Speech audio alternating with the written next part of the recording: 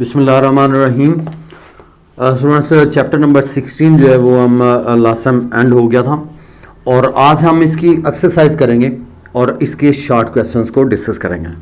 Students, we have the I mean the short question. Students note कर लीजिएगा, जो smart syllabus का हिस्सा है वो हैं जी question number 1, 2, 3, 4, 5 and 6.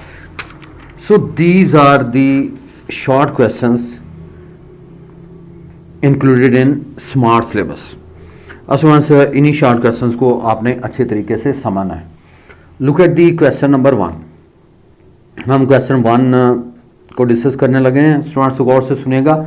Look at the statement is a sinusoidal current has RMS value of 10 ampere, what is the maximum peak value. तो students यहाँ पे जो सी चीज गिवन है मैं इसका आंसर बताने लगा हूँ। स्टूडेंट गौर से सुनेगा। We have the IRMS is there, RMS value of the current is given and it is 10 ampere. ये 10 एम्पियर के बराबर। पूछा यह है कि what is the peak value of the current, I not is our target. इसकी वैल्यू को हमने कैलकुलेट करना है। तो यहां से हम IRMS का फॉर्मूला अप्लाई कर देंगे। We know that IRMS is equal to I not over 2 square root. So that is the relation हो गया। What's our target, I not is our target. You just cross multiply students. I not is equal to square root 2 into IRMS।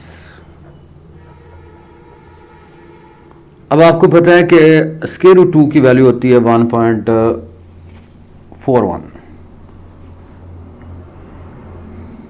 और RMS की value भी यहां पे given है। IRMS कितना है 10। स्टूडेंट्स इनको आप मल्टीप्लाई कर दें। जब मल्टीप्लाई करेंगे तो स्टूडेंट्स आपके पास ये रिलेशन आएगा, I not is equal to 14.1 ampere. So that is the right answer of this one. Students दोबारा से देख लें। IRMS की वैल्यू गिवन है 10 ampere. I not is your target. I not की वैल्यू को पीक वैल्यू जिसे आप कहते हैं, ये हमारा टारगेट है। रिलेशन अप्लाई कर दें। We know that IRMS is equal to I not over 2 square root. तो I नॉट की वैल्यू यहाँ से किसके बराबर होगी, 2 स्क्वायर रूट इंटू IRMS। अब स्क्वायर रूट 2 की वैल्यू होती है 1.41 और IRMS की वैल्यू है 10। So you just multiply I not is equal to 14.1 ampere. So that is the right answer to this one. And now come to question number 2 students. अब question number 2 students ये है, look at the statement. Statement is name the device that will we have the two parts of this particular question. Name the device that will part A permit flow of direct current but opposes the flow of alternating current. यानी ये direct current को तो permit करता है, यानी इजाजत देता है गुजरने की, लेकिन ये अपोज करता है अल्टरनेटिंग करंट को। उस डिवाइस का नाम बताना है। और बी पार्ट में permit flow of alternating current, आपने अल्टरनेटिंग करंट के वाले से बताना है कि वो डिवाइस कौन सा होगा जो अल्टरनेटिंग करंट को तो गुजरने देता है लेकिन डायरेक्ट करंट को नहीं गुजरने देता। अब सबसे पहला पार्ट का जो आंसर है स्टूडेंट्स, पार्ट ए का, कि जो डायरेक्ट करंट को गुजरने देता है लेकिन अपोज करता है फ्लो ऑफ अल्टरनेटिंग करंट, तो स्टूडेंट्स वो इंडक्टर है। Inductor is that device that opposes the flow of alternating current but it permits the direct current. तो ये डायरेक्ट करंट को परमिट करता है और अपोज करता है अल्टरनेटिंग करंट को। वो स्टूडेंट्स कैसे, जैसे आप जानते हैं कि इंडक्टर के इंडक्टिव रिएक्टेंस किसके बराबर होती है स्टूडेंट्स, XL के। तो XL is equal to L omega और ओमेगा की वैल्यू हम जानते हैं 2 पाई F के बराबर होती है। तो यहां से XL will be equal to 2 pi FL के। So XL is equal to 2 pi FL। और हम यहां पे बात करेंगे फॉर DC की। For DC F is equal to 0। Students हम ऑलरेडी जानते हैं कि DC यूनिट डायरेक्शन करंट होता है। ये देखें, इसमें वेरिएशन नहीं है, ये DC को ज़ाहिर करता है और इसकी फ्रीक्वेंसी क्या होगी, 0। तो जब इसकी फ्रीक्वेंसी यहाँ पे 0 इंसर्ट करेंगे तो XL की वैल्यू कितनी होगी, 0 होगी। और आप ऑलरेडी जानते हैं कि जब रेजिस्टेंस, ये रेजिस्टेंस होती है जो इंडक्टर ऑफर करता है अल्टरनेटिंग करंट को, तो जब रेजिस्टेंस 0 होगी तो करंट की वैल्यू क्या होगी students? Maximum. So current is maximum, current is maximum. तो इस तरह से ये डीसी को अलाउ करता है, अलाउज डीसी। तो ये डायरेक्ट करंट को अलाउ करेगा और अपोज करेगा अल्टरनेटिंग करंट को। अब आ जाते हैं जी बी पार्ट पे, और बी पार्ट में ये मेंशन्ड है इस पर्टिकुलर केस में। बी पार्ट में कैपेसिटर, बी पार्ट में है permit flow of alternating current, जो अल्टरनेटिंग करंट को तो परमिट करता है लेकिन डीसी को ये ब्लॉक करता है, यानी नहीं गुजरने देता। अब स्टूडेंट्स वो डिवाइस है capacitor. So capacitor is that device which blocks DC, जो डीसी को ब्लॉक करता है और एसी को गुजरने देता है। वो किस तरह से स्टूडेंट्स? हम ऑलरेडी जानते हैं एक्स सी की वैल्यू, कैपेसिटिव रिएक्टेंस 1/ωc के बराबर होती है और ओमेगा की वैल्यू 2πf के इक्वल होती है। अब ये कीमत आप यहां पर लगा दें तो एक्स सी बराबर होगा 1/2πf इंटू सी, ये एक्स सी की वैल्यू। और फॉर डीसी के लिए आप जानते हैं ऑलरेडी एफ की वैल्यू कितनी होती है स्टूडेंट्स? फ्रीक्वेंसी डीसी के लिए कितनी होती है? 0 होती है। F is equal to 0 for DC. तो एफ की वैल्यू 0 लगा दें तो एक्स सी बराबर होगा 1/0। 1/0 मीन इन्फिनिटी, यानी समथिंग ओवर 0 इन्फिनिटी होती है। अब जब आप जानते हैं कि जब रेजिस्टेंस इन्फिनिटी हो, यानी एक्स सी क्या है? ये रेजिस्टेंस है जो कैपेसिटर ऑफर करता है, तो इसलिए एक्स सी की वैल्यू स्टूडेंट्स क्या होगी? इन्फिनिटी। तो जब एक्स सी की वैल्यू इन्फिनिटी हो तो स्टूडेंट्स करंट क्या होगा? 0 होगा। So current is 0, current is 0। और इसका मतलब ये है कि ये डीसी को ब्लॉक करेगा, it blocks DC.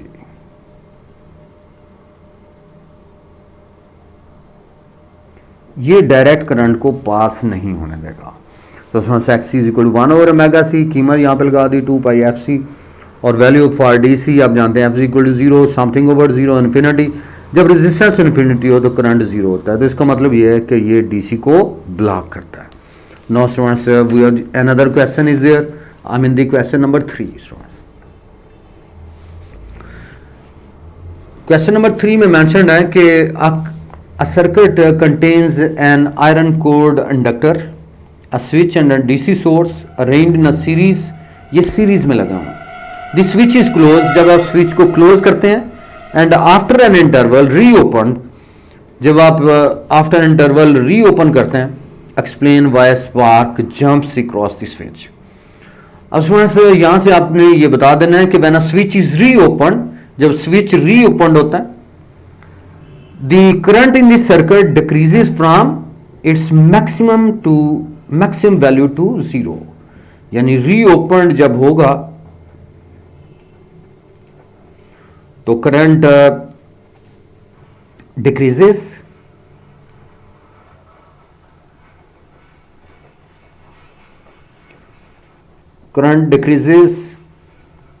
from its maximum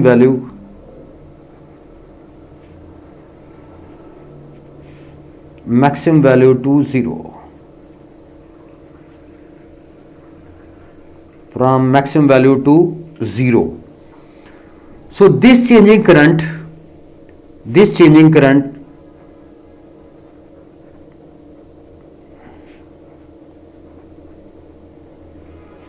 produces an EMF across the inductor,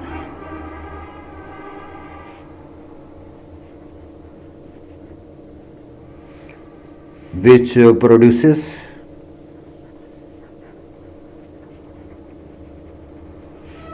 spark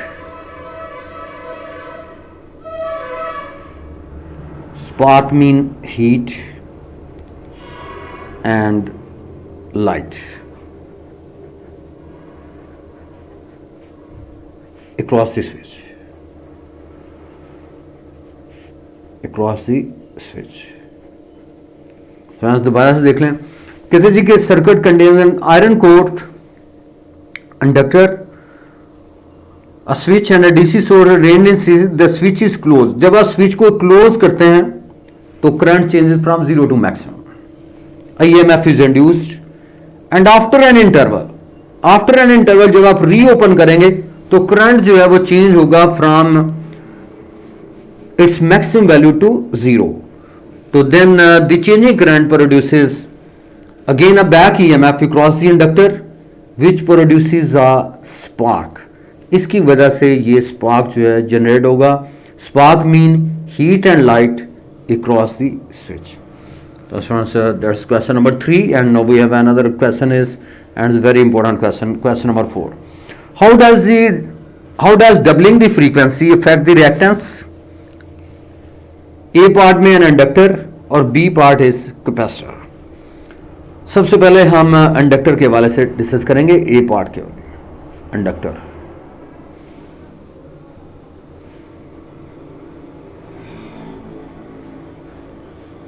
inductor में स्टूडेंट्स हम ऑलरेडी जानते हैं कि इंडक्टिव रिएक्टेंस होती है, एक्सएल से ज़ाहिर करते हैं. एक्सएल किसके बराबर होता है? एल ओमेगा के. और ओमेगा किसके बराबर होता है? 2 पाई एफ के. वैल्यू लगा दें, XL is equal to 2 pi f into L. So XL is equal to 2 pi F L. अब इस particular how doubling the frequency, यानी f is equal to 2f. और फ्रीक्वेंसी को डबल कर दें, एफ की जगह पे 2f, तो then we have the new inductance is there XL dash and it will be equal to 2 pi into 2f into L. No you just multiply and we get 2 into 2 pi F L and XL dash is equal to 2 pi F L किसके बराबर है? XL के. तो 2 into XL. तो यहां से देखें XL dash is equal to 2 XL. So XL hence XL is doubled.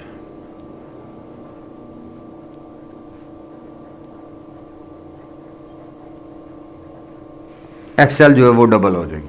यानी फ्रीक्वेंसी को अगर आप डबल करते हैं, आपकी जगह पे 2f इंसर्ट करते हैं, तो हमारे पास जो न्यू इंडक्टेंस है जिसे हमने एक्सएल डैश का है, इट बिकम डबल. तो ये डबल हो जाएगी. अब बी पार्ट पे आ जाएं. बी पार्ट में उसने मेंशन किया है कैपेसिटर के हवाले से. तो कैपेसिटर में आप ऑलरेडी जानते हैं कैपेसिटर के लिए कैपेसिटिव रिएक्टेंस होगी, यानी कैपेसिटर के हवाले से हम यहां पर डिस्कस करेंगे. कैपेसिटर में होती है capacitive reactance XC and it is equal to 1 over omega C. और ओमेगा किसके बराबर होता है? 2 पाई एफ के. तो ये बन गया 2 पाई एफ इंटू सी, XC की वैल्यू. अब उसने कहा अगर फ्रीक्वेंसी को डबल करें, एफ की जगह पे 2f कर दें, तो we have new inductive capacitive reactance XC dash and it will be equal to 2 pi into 2f into C. तो यहां से ये आ गया जी 1 ओवर 2 पाई एफ सी. अब इसको हम यूं कह सकते हैं, ये हाफ एज इट इज रहेगा, और इस 1 ओवर 2 पाई एफ सी का मतलब होता है एक्स सी. तो ये बन गया हमारे पास एक्स सी ओवर 2. और it shows that if frequency is doubled, XC becomes half.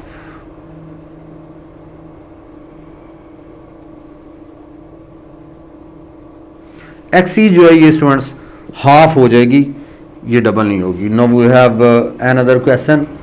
I mean the question number 6. So we have another question is there, and it is question number 6. So let's look at the question number 6.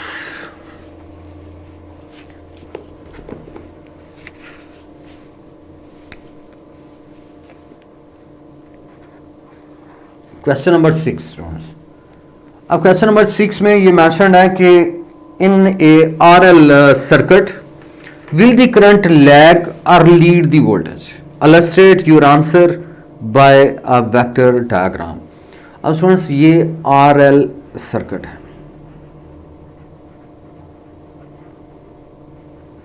RL circuit की हम बात करेंगे और RL series circuit. अब students आप already जानते हैं इसमें रेजिस्टर में क्या होता है students, current and voltage they are in phase, current and voltage are in phase, ये दोनों इन फेज होते हैं, यानी करंट और वोल्टेज जो है आर रेजिस्टर में यानी एसी थ्रू रेजिस्टर में आपने पढ़ा था कि in case of resistor current and voltage they are in phase. और इंडक्टर की अगर आप बात करें, इंडक्टर में voltage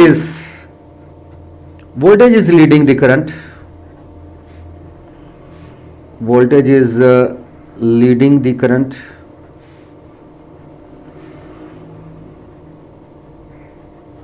voltage is leading the current by pi by 2। यानी आपको ये अर्ली आर्टिकल्स में आपने पढ़ा है कि रेजिस्टर में करंट और voltage they are in phase होते हैं, एक ही लाइन पे होते हैं, और इंडक्टर में आपको याद होगा कि voltage is leading the current by pi by 2।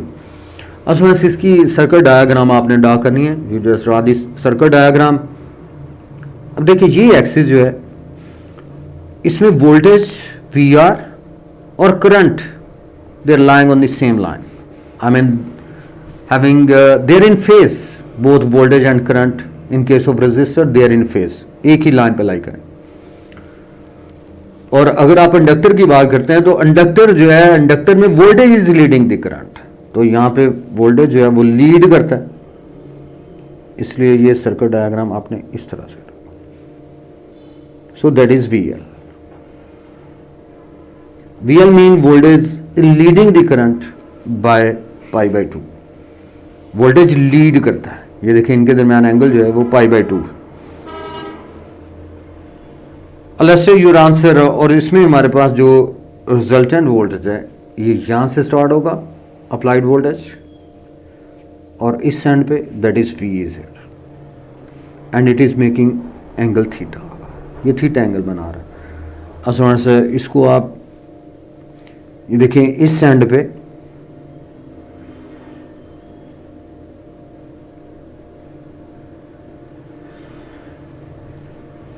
ये फर्स्ट वेक्टर है, ये सेकंड वेक्टर है, और यहां से आप इनको मिला दें तो दैट इज VL। अब देखिए यही VL जो है वो यहाँ पे मैंने मेंशन किया, इसको यहाँ तक बना दें VL, जितना ये है उतना ही VL मेंशन कर दें, VL इज देयर। अब देखिए ये हमारे पास फर्स्ट वेक्टर, ये सेकंड वेक्टर, इसको आपने हेड टू टेल रूल के अकॉर्डिंगली मिला दिया, ये हमारे पास अप्लाइड वोल्टेज। अब यहाँ से आप tan थीटा अप्लाई कर सकते हैं, तो tan theta will be equal to tan theta students किसके बराबर होगा, ये हमारे पास ये है VL, ये हमारे पास आप देख रहे हैं बेस क्या है VR। और सुनो रेशियो एक जैसी चीजों के दरमियान होता है, ये बात में रखनी है। अब ये नहीं कहेंगे कि VL ओवर I, वोल्टेज का रेशियो वोल्टेज के साथ होगा, तो tan theta, theta is our target, तो VL is equal to VL बराबर होगा tan theta will be equal to perpendicular over base, perpendicular is VL और बेस आप देख रहे हैं दैट इज VR, ये VR को जार करता है, ये देखिए ये VR लाइन को जार करता है, तो VR आ गया। तो यहां से हम इसको यूं लिख सकते हैं, VL किसके बराबर होगा I इंटू XL, VR किसके बराबर होगा I into R, so they cancel out, tan theta will be equal to XL over R, XL over R के इक्वल, और थीटा यहां से हमारा टारगेट था, तो theta will be equal to tan inverse XL over R, और XL भी हम जानते हैं XL किसके बराबर होता है L ओमेगा के, तो यहां से हम इसको फर्दर यूं लिख सकते हैं स्टूडेंट्स, tan इनवर्स XL की जगह पे L ओमेगा और बटे में क्या आ गया R आ गया। तो यहां से आपको ये कंफर्म होना चाहिए कि theta is equal to tan inverse L omega over R।